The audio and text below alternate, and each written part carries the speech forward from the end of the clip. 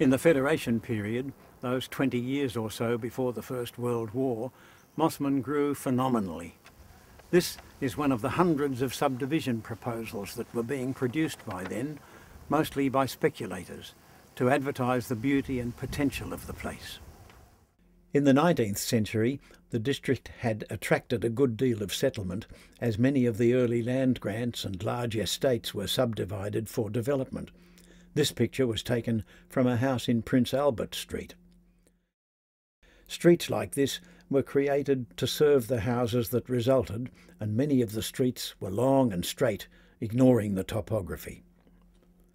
In 1891, there were 289 residences in Mosman. Some of these later Victorian houses were large and built on ample allotments, like this one in Stanley Street. Some were smaller, like this quite elegant and well-conserved matching detached pair in Raglan Street. Many houses were smaller still, and there were some handsome terrace-type ensembles with a bit of cast-iron filigree embellishment. As the new century opened, Federation was a reality, and Australia was prosperous. At the height of this period, Mosman had become one of the most desirable places to live. By 1911, there were 2,687 dwellings, a tenfold increase in 20 years.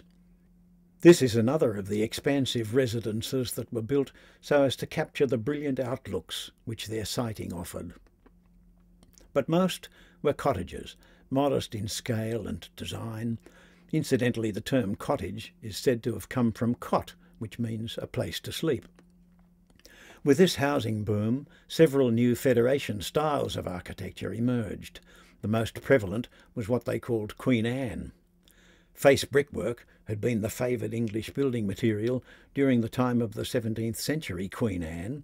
It was revived in Britain in the 19th century and then introduced into America and came to Australia. Just about as popular was the arts and crafts style related to the artistic movement of that name in Britain, in which high-quality hand workmanship and decoration were essential. This is when timber shingles were favoured, as can be seen in these gables. The range of materials used in these styles made Federation architecture quite different from what had gone before. As well as fine face brickwork, made possible by new ways of making excellent bricks, there were Marseille pattern terracotta roof tiles developed originally in France. Fretwork and turned timber decoration, which you can see in this veranda, ousted cast iron as the preeminent decorative material. In this house, as well as the panelled gable, you can see the distinctive window sashes with the curved rail that became a Mosman feature. Modelled plaster was often employed to complement brick walling and fine joinery.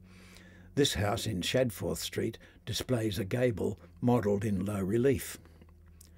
Most residential designs were asymmetrical, informal, or what they called irregular or picturesque, like this arts and crafts house in Keston Avenue. Some were more conservative, occasionally with classical elements such as symmetry or traditional columns. This example is in Cross Street. Designs by talented architects were particularly interesting. This is an example of the work of Edward Jefferson Jackson, who was trained in England and built several fine houses in Mosman that conjure up echoes of the English arts and crafts movement. Corio, in Carl's Road, was one of several local houses designed before World War I by the Australian-born architect Donald Esplin. And here is a design quite unique to Mosman. It is the work of the slightly eccentric architect-builder Alexander Stewart Jolly. It is located in Livoni Street. This was also the time when semi-detached pairs of speculative dwellings replaced terrace houses. This is one of the most distinctive pairs, located on the high side of Redan Street. Incidentally, the addition to the right-hand house has been subtly designed. In Holt Avenue, this pair was specifically contrived so as to resemble a single asymmetrical building. This particular design treatment became a Mosman speciality. These modest twins at the east end of Urimba Road are in themselves a very attractive Queen Anne pair, but they also are part of this group, which is one of the most unusual ensembles in the whole of Mosman, a distinctive arrangement of 7 matching Queen Anne-style pairs. As Mosman's population grew, groups of speculative retail shops were also built.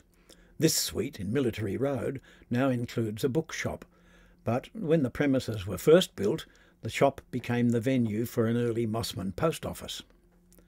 This suite, also in Military Road, was beautifully unified and symmetrical, until sadly the occupancy at the street corner end, at the left in this view, was removed in about 1960 and replaced by a very intrusive unit. In this photo, the demolisher has started work on the corner tower. Some Federation period shops are important not just for their individual quality, but also as impressive landmark components of streetscapes. This group shows what can be achieved by good conservation. Here, a unified upper story has been added in sympathy with the original single-storied row. This attractive house in Redan Street is splendidly conserved. It's a convincing demonstration that streetscape is for the enjoyment of people, and that houses are a vital part of a streetscape. Here, the houses, though different in design, are sympathetic to one another, in scale and in their common use of roof forms, such as gables. Visual harmony is a vital ingredient of a conservation area. And, talking about good conservation, it is possible by skillful design to add a carport to a house that was built before the motorcar became dominant. Notice that the carport roof here is a curved cantilever, one of the most frankly modern design forms.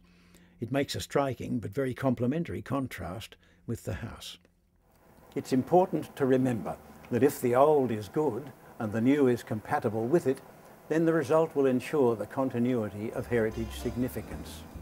Next, we will look at Mosman between the wars.